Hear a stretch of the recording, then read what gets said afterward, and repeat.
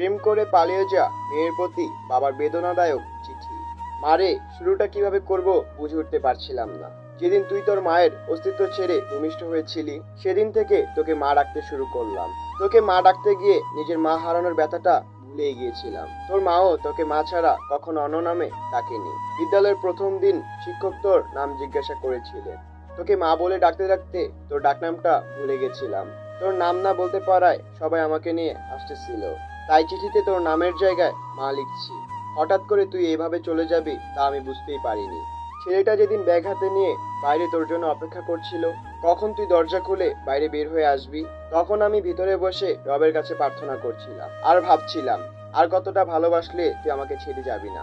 অপরদিকে তুই ভাবছিলি আজ যেতে না পারলে তুই ছেলেটার কাছে ছোট হয়ে যাবি, আর আমি ভাবছিলাম আজ তুই চলে গেলে কেমন করে পিতৃজাতির কাছে মুখ দেখাবো।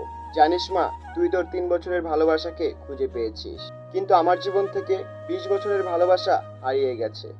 মারে, প্রত্যেকটা বাবাই জানে রক্ত পানি করে গড়ে তোলা মেয়েটা একদিন অন্যের বাড়িতে চলে যাবে। তারপরও একটুও কি কৃপণতা থাকে না বাবাদের ভেতর?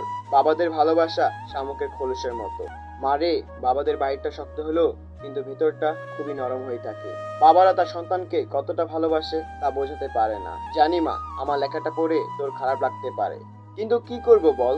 তোরা যে যৌবনে পা রাখার পর চোখ কান নাক সবকিছুর প্রতি বিবেচনা না করে তোরা প্রেম করিস, কিন্তু যেদিন জানতে পারলাম তুই তোর মায়ের গর্ভে অবস্থান করেছিস, সেদিন বুঝতে পারিনি তুই কালা হবি নাকি ফর্সা হবি, ন্যাংরা হবি নাকি বোবা হবি। কোনো কিছুর অপেক্ষা না করেই তোর প্রেমে পড়েছিলাম, তাই এত কিছু লিখলাম। আমি জানি মা, তোদের মতো সন্তানদের একটাই প্রশ্ন, বাবারা কেন এত সহজে তাদের ভালো লাগাটা মানতে চায় না। উত্তরটা তোর ঘাড়ে তোলা থাকলো।